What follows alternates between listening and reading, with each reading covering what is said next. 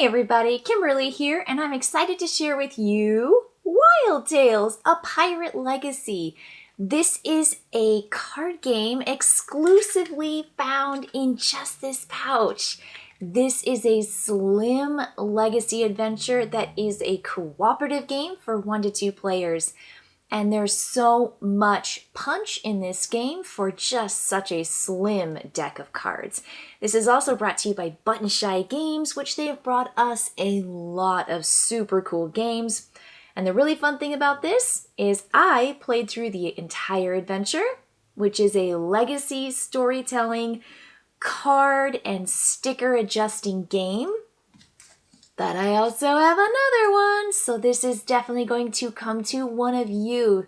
So I'll let you know at the end of the video how you can get in the running for this. I'm just going to give this away. It is it's so brand new. It is so clean. It's so just ready to go to you. And I'll tell you at the end of the video how you can do it. So just stay tuned, check it out, see if this is a game that you by yourself or with one of your friends would love to play through.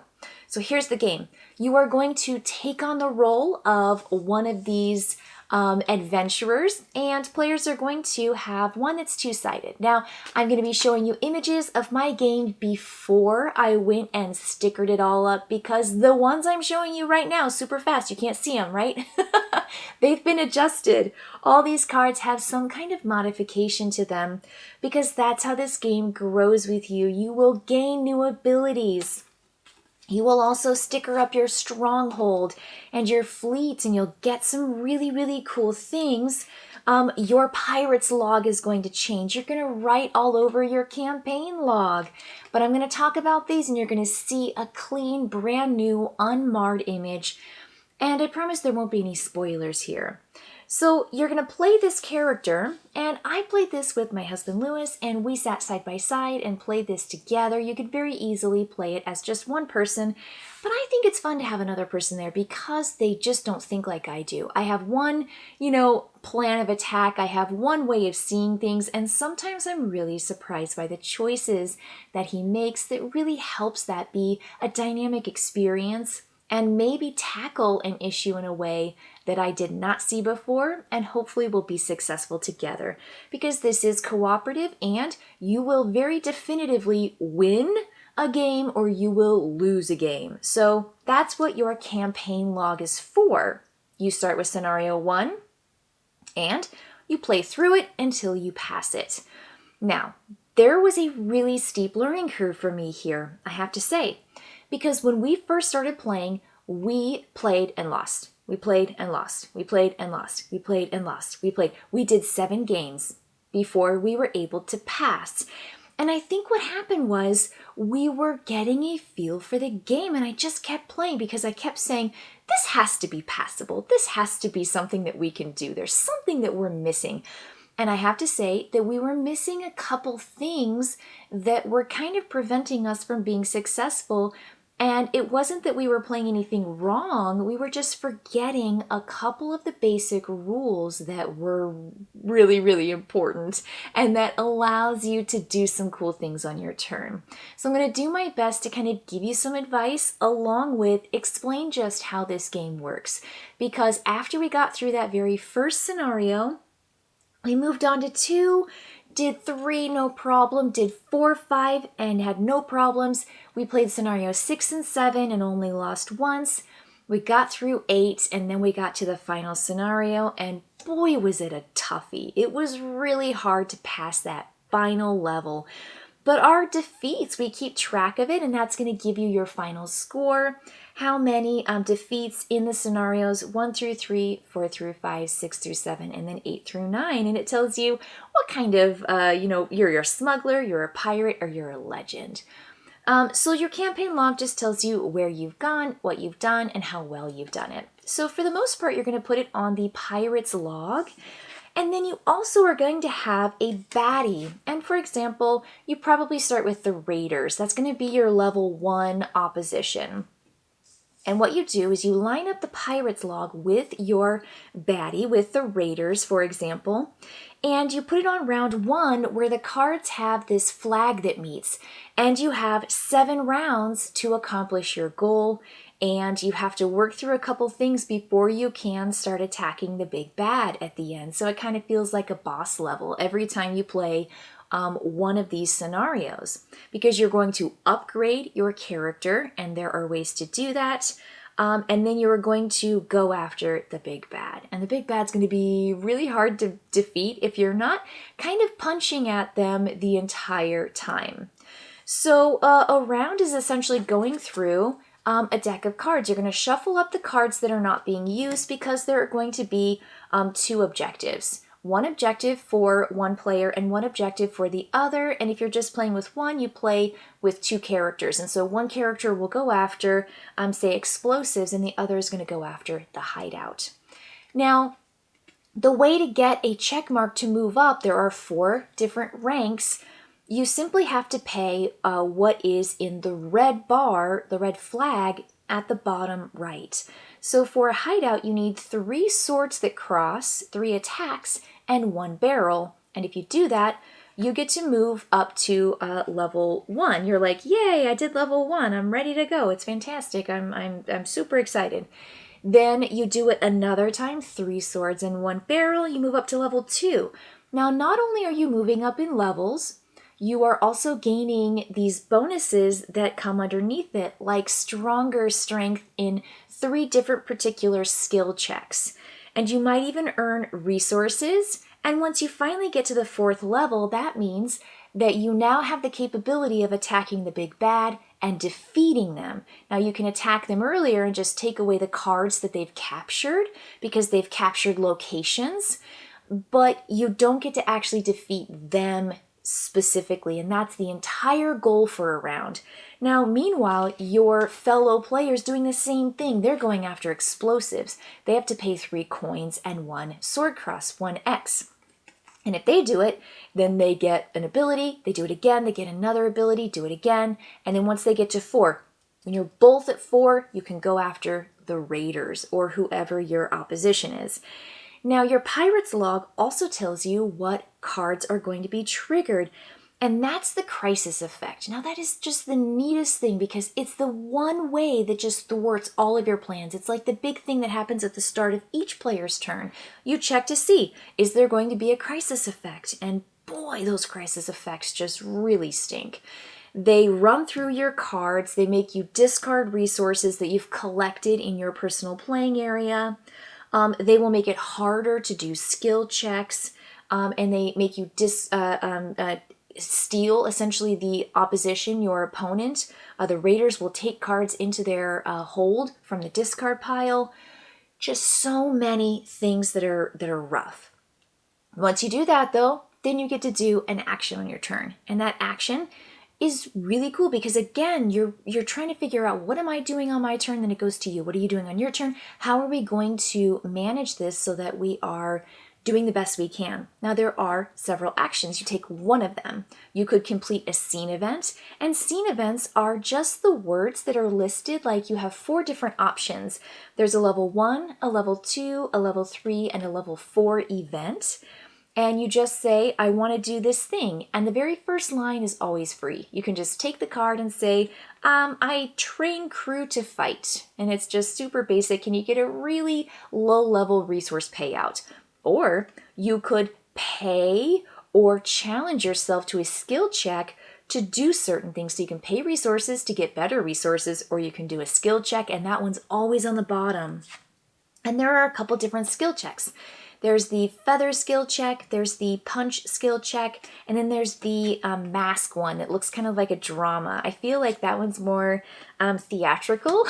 Maybe you have to pretend to do something. And I think like feather to me sounds like diplomacy, like you're probably signing something. I don't know, it's probably totally wrong, but that's my feel. That's what I get from it. And you take an action, you get to do one of those scenes, just one of them. And then you can take that card into your playing area, and that's where you get Button Shy being super smart about this. This design, these cards are so multifunctional. You've got information on the sides, which is where you slide your resources down, and it tells you what your resources are. It's got objectives on one side or baddies, and on the other side it has all the events and the scenes. And so some scenes and cards are not going to be in your game because you're using them for the other side. And there's just simply the 18 card limit here, and everything is so economically designed to make this game playable over and over and over with different baddies, with different objectives, and with different events that you're choosing from every single time. So the first thing is just look at the top card on the pile, the draw pile, and you get to do one of those things. If you want to do a skill check, now this is where it gets really fun. You are going to move the top card from the draw pile into the discard pile, and then it's going to reveal something underneath. And that's where you take a look at the flags in the top right corner. You want to first check to see, did I fail by matching the same color? That's one thing. If you match by the same color, then you fail no matter what the number is. And there are the 5 colors. You've got orange, yellow, green, blue, and purple. So you might auto-fail, and that is built into the game, that you will potentially auto-fail, so much so that there are ways to negate that later on in the game, which is very cool. Then you check to see, did I match the threshold of the number plus my innate strength and ability? And every character comes with strengths. So for instance, Anna is 5 punch, 4 mask, and 3 feather. So she does a punch challenge, and she has 7 that she needs to hit. She needs to flip a card, and it needs to not match the color of the previous card that's now in the discard pile, and it needs to be a 2 or higher for her to succeed. And if she does, she's going to get that card. And it's going to be something way better, like gems and cannons, as opposed to the basic resources, which are just the swords, the barrel, and the coin. So that is a challenge. That's a skill check, and that's how you get one of those cards. The next thing is gain an objective level. If you've met those requirements for that red flag in the bottom, you have 3 coins and 1 sword in your area, you can discard those to the discard pile and say, I move up 1 on my explosives. And that's how you're going to gain those levels, and you have to get to level 4 just to fight the big bad, but only kill him if both of you are at level 4. The third thing is you can attack the threat.